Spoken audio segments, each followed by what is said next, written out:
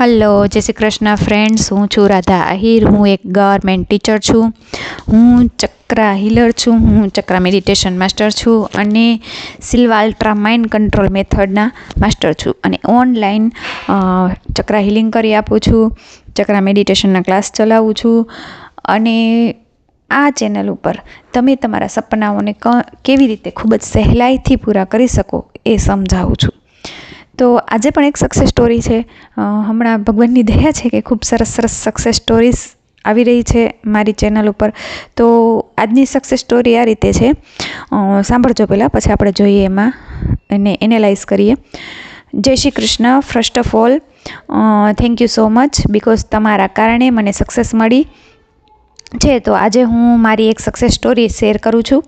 મેં તમારો વિડીયો સાંભળ્યો 10મા ધોરણના છોકરાની સક્સેસ સ્ટોરીનો, ને કેવી રીતે તેને પોતાની એક્ઝામમાં સારા પર્સન્ટેજ લાવ્યો.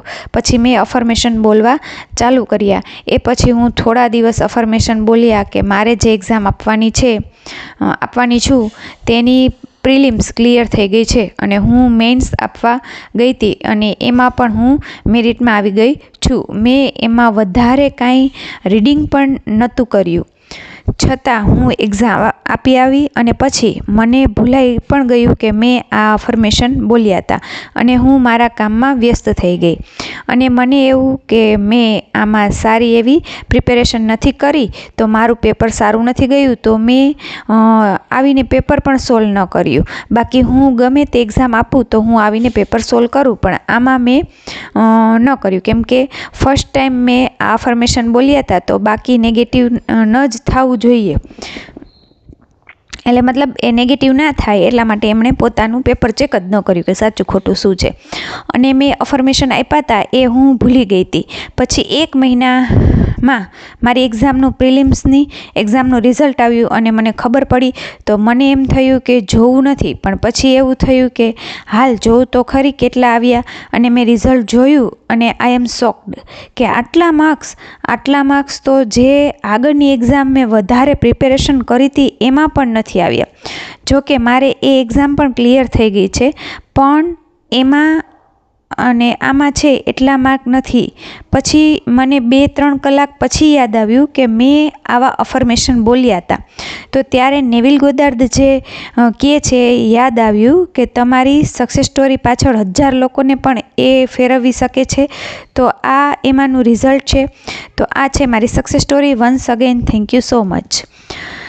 તો આમાં તમને સમજાણું જશે કે તમે મહેનત ગમે એટલી કરો, પણ જ્યાં સુધી તમારો માઇન્ડસેટ એના માટે પ્રિપેર નથી, તમારું મન જ્યાં સુધી એ માનતું નથી ત્યાં સુધી એનું કોઈ રિઝલ્ટ એવું સરસ આવતું નથી. આમણે છે મારા સબસ્ક્રાઈબર છે, એમણે આની પહેલાં પણ આ જ એક્ઝામ આપેલી છે અને ફૂલ તૈયારી સાથે આપેલી છે, છતાંય એમાં એટલા માર્ક નથી આવ્યા જેટલા એમણે આ તૈયારી વગર એક્ઝામ આપી છે, અફર્મેશન આપ્યા છે. એમણે મારો આગલો એક સક્સેસ સ્ટોરીનો વિડીયો છે 10મા ધોરણના છોકરાનો, કે એને કેવી રીતના પર્સન્ટેજ આવ્યા અફર્મેશન બોલીને, એ એમણે ફોલો કર્યું અને એમણે અફર્મેશન આપવાના શરૂ કરી દીધા. થોડોક ટાઈમ અફર્મેશન આપ્યા અને એમને બીકે હતી થોડી ઘણી કે ભાઈ મને જોઈએ એવા માર્ક્સ આવશે નહીં. એટલે એમણે જે પેપર સોલ્વ કરવાનું હતું એ પણ એને ન કર્યું, કારણ કે સોલ્વ કરીએ તો વળી એ મગજમાં બેસી જાય કે આ તો આમાં ખોટું છે એટલે મારા માર્ક્સ નહીં આવે. એટલે એમણે સોલ્વ પણ ન કર્યું અને રિઝલ્ટ જોવાની પણ એમને ઈચ્છા નહોતી, પણ છતાં એમણે રિઝલ્ટ જોયું અને શોક થઈ ગયા. મતલબ મહત્ત્વની વસ્તુ છે, તમે ગમે એટલી મહેનત કરો બારે, પણ જ્યાં સુધી તમે તમારા માઇન્ડને એના માટે રીપ્રોગ્રામ નથી કરતા, તમારા માઇન્ડને એના માટે તૈયાર નથી કરતા, પહેલાં એ વસ્તુ તમારા મગજમાં બેસાડી નથી લેતા, ત્યાં સુધી તમને એનું જોરદાર રિઝલ્ટ મળે જ નહીં. પહેલાં એના માટે આપણે પ્રિપેર થવું પડે મેન્ટલી. એના માટે તમે અફર્મેશન કરો. જીતેન્દ્ર અઢિયાના હું હમણાં ખૂબ પોડકાસ્ટ સાંભળું છું, તો એમાં પણ એ જ છે કે પહેલાં તમે રેડી થાઓ. કોઈ પણ બિઝનેસ કરવો હોય કે કોઈ પણ વસ્તુ જોતી હોય તો એક્શન લેતા પહેલાં તમે મેન્ટલી પ્રિપેર થાઓ. પહેલાં મનમાં એ વસ્તુને સ્વીકારો, તમારી લિમિટિંગ બિલીફ્સને દૂર કરો. એ બધું કરી અને પછી તમે કોઈ પણ સ્ટેપ લેશો એમાં તમને જરૂર સક્સેસ મળશે જ અને જોરદાર સક્સેસ હશે. તમારું સબકોન્શિયસ માઇન્ડ બધું તમારા માટે પ્રિપેર કરશે. એટલા માટે અને આમણે મારા મેડિટેશન ક્લાસ પણ પછી જોઈન કરેલા છે. તો મેડિટેશન ખાસ મહત્ત્વનું છે આમાં, કેમ કે મેડિટેશન કરશો ને તો જ તમારું માઇન્ડ ઉપર તમારો કંટ્રોલ આવશે. બીજું, તમને વિઝ્યુઅલાઇઝેશન સરસ કરતાં આવડશે. તમારા ચેતન મનને બંધ કરી, કોન્શિયસ માઇન્ડને બંધ કરી સબકોન્શિયસ માઇન્ડમાં આપણે બધી વાત મૂકવાની છે, અફર્મેશન મૂકવાના છે, કલ્પનાઓ મૂકવાની છે. અને એના માટે મેડિટેશન છે બેસ્ટ ટેકનિક છે. દરરોજ મેડિટેશન કરો. બીજું, તમે માનવાનું શરૂ કરો કે ભાઈ જે આપણે વિચારીએ છીએ એ થાય છે. હું જે અફર્મેશન બોલું છું એ થાય છે. એ અફર્મેશન સત્ય છે અને એ પ્રમાણે જ મારા જીવનમાં થાય છે. એટલે આપોઆપ એનું રિઝલ્ટ મળે. પણ મહત્ત્વનું એ છે કે તમે 8-10 દિવસ અફર્મેશન કરો, પછી એનું રિઝલ્ટ જોવા જાઓ. નહીં, અફર્મેશન એ રીતે કરો કે મને આ મળી ગયું છે, પછી એનું રિઝલ્ટ જોવાની કોઈ જરૂર જ નથી. મળી ગયું છે તો શું રિઝલ્ટ એનું જોવા જવાનું હોય? રિઝલ્ટ જોવાનું છોડી દો. ખાલી અફર્મેશન કરો, એ માનીને કે આ થઈ ગયું છે, થઈ ગયું છે, થઈ ગયું છે. વિઝ્યુઅલાઇઝ કરો કે આ મને મળી ગયું છે, મળી ગયું છે, મળી ગયું છે. પછી એનું રિઝલ્ટ ક્યારે આવશે, શું કેવી રીતના આવશે અને ક્યારે આવશે એની તમે ચિંતા મૂકી દો. તમારે બસ માની લેવાનું છે કે આ થઈ ગયું છે. અને એના માટે થઈને અફર્મેશન કરવાના છે, એના માટે થઈને તમારે વિઝ્યુઅલાઇઝેશન કરવાનું છે, એના માટે તમે વિઝન બોર્ડ બનાવો, કે એના માટે થઈને તમે સ્ક્રિપ્ટિંગ કરો, અફર્મેશન લખો, બધું ગમે તે. માઇન્ડફુલનેસ પ્રેક્ટિસ કરો. માઇન્ડફુલનેસ પ્રેક્ટિસ એટલા માટે છે કે તમે નેગેટિવ ન થાવ. જે વસ્તુ તમે પોઝિટિવ વિચારો છો એના વિશે તમે નેગેટિવ ન થાવ, એટલા માટે માઇન્ડફુલનેસ પ્રેક્ટિસ હોય કે તમે જ્યાં છો ત્યાં એન્જોય કરો. નેવિલ ગોદાર્દ પણ એમ જ કહે છે કે તમે સવારે સાંજે 2 ટાઈમ વિઝ્યુઅલાઇઝ કરો, એને ફીલ કરો અને પછી તમારો દિવસ તમે એન્જોય કરો. પછી એને યાદ ન કરો આ જળશે નહીં જળે, કેવી રીતના મળશે, એ કંઈ જરૂર જ નથી કરવાની. તમારા દિવસને તમારે સંપૂર્ણ રીતે એન્જોય કરવાનો છે. એટલે પ્રેઝન્ટ મોમેન્ટમાં રહેવાનું છે. મતલબ માઇન્ડફુલનેસની પ્રેક્ટિસ કરવાની છે, જેથી કરીને તમને એનું રિઝલ્ટ ખૂબ સરસ રીતે મળશે.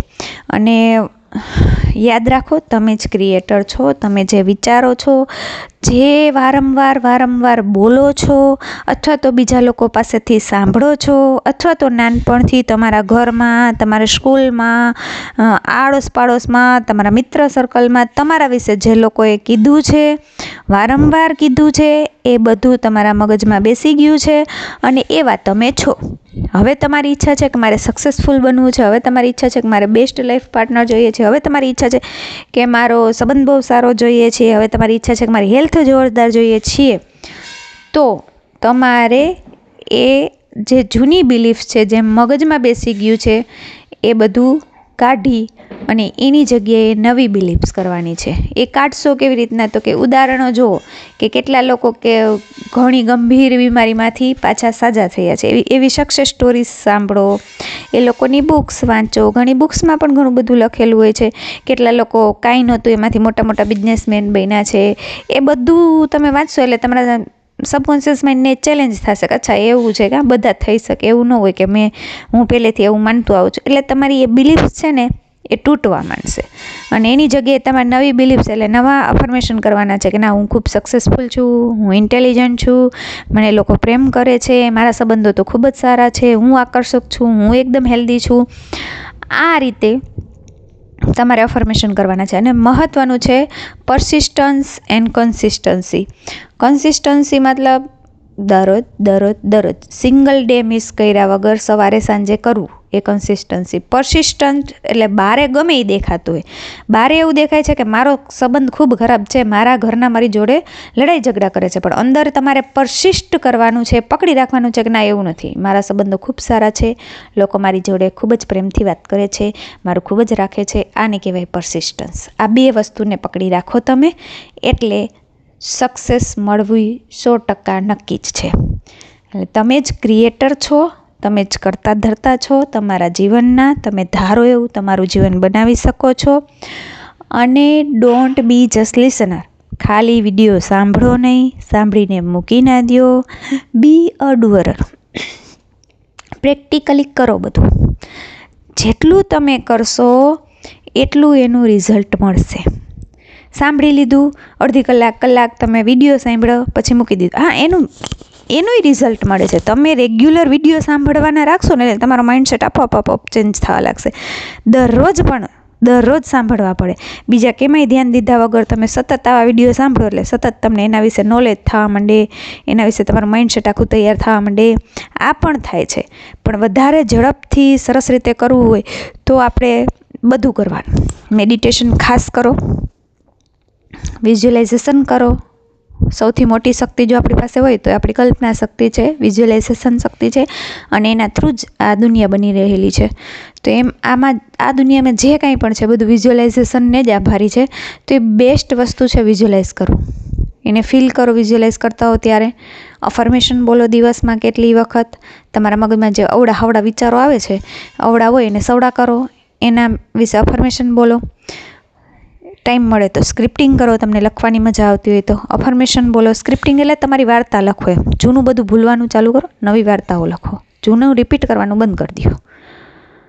આ બધું કરશો એટલે તમને એનું રિઝલ્ટ મળશે. અને મને વિશ્વાસ છે કે તમને આ સક્સેસ સ્ટોરી, આ વિડીયો પસંદ આવ્યો હશે. જો પસંદ આવ્યો હોય તો લાઈક કરો, શેર કરો, સબસ્ક્રાઈબ કરો, શેર જરૂર કરો, જેથી બીજા લોકોને પણ એનાથી મોટિવેશન મળે એના જીવનમાં કંઈક કરવાનું. અને તમને જે કાંઈ પણ પ્રશ્ન હોય, વિડીયો કેવો લાગ્યો, બધી કોમેન્ટ કરો, જેથી મને પ્રેરણા મળે નવા વિડીયો બનાવવાની. Thank you.